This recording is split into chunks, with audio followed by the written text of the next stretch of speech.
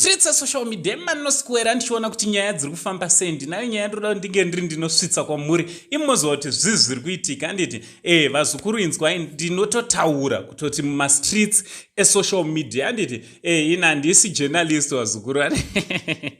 Daenda ndiri journalist ndakakudzai kare. Inini ndiri panapa toita inonzi tiri mabloggers. Handiti tinongotora nyaya sezvairi tobva tauya nayo tokuzivisai. Imimiwo mune kodzero yekuzvitsvakiridzawo tsvakirudzo moona kuti zvizi zvakaitika panyaya yatinenge tichikupai. Handiti kwete kuzonyepedzera zungaira vamwe wenyu kucomment section uku vachititi tsvakiridzai iwe unotipa mari yekunotsofambira nyaya kuSouth Africa kupi nekupi kwamutoko iwe. Right, inzwai. Nsanda kuzivisa nyaya ndinayo nhasi. Ngatimbopindai muchitoro. Having trouble to find a place where you can get your windscreen fixed? Look no further. This is Windscreen Solutions. They fix your windscreen in no time. It will be good as new. Right, ndakasiya motikari yakapwanyika windscreen. So ndoda kumboona kuti motikari yakaita here. Hande munozvione. Don't drive around with a broken windscreen. It's not safe. Just get in touch with the Windscreen Solutions and they'll fix everything at an affordable price. Get in touch with them using the numbers you see on the screen. They can be found here in Harare opposite Calcom. Zviri kufamba here vazukuru. Inzwai vazukuru, inzwai. Ndine nyaya ndauya nayo, nyaya yezvematongerwo enyika.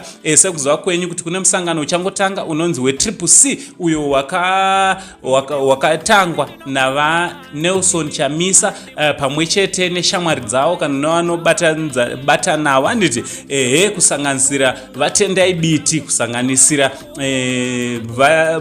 vatete vanonziwo fadzai mahere ndagona nditi so musangano uyu wakaparadzana nevamwe vanhu ava nengoi dzakaparadzana nevamwe kubva kuMDC vakambotanga musangano wainzi weMDC Alliance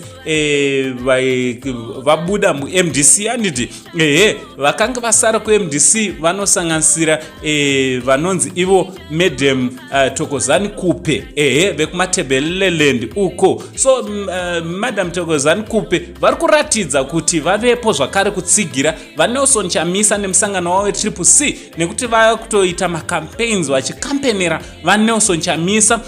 Asi tiri kuziva kuti kumashure uko hazvina kupera zvakanaka, pakava nekurwisana zvikuru sei kwezita.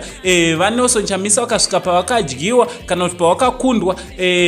Tingati here Madam Khupe vauya kuzotsigira zvizere kana kuti vane imwe hidden agenda kumashure sepakuti vanhu vakamboparadzana zvisina kunaka iye zvinovonzi zvakare vakutsigira kana kuti kwatori kutendeuka kweshuwa vari kuona kuti aiwa mukomana ndiye ane ansa ameno nekuti vakutotonga apinda yake mukomana. Ameno kuti munozoona sevazukuru ndo chatiuye kuzokuzivisai kuti mukazoona Thokozani Khupe akapfeka t-shirt yeyelo ine CCC navachamisa pamberi aiwa vave she's claiming kuti vave Chamisa. Handiti vave kuCCC. Ameno munozoona sevazukuru. Ngataura no comment section kuti munofunge nezvenyaya iyi. From Uncle Said, the only Zimbabwean uncle, but it's not much love.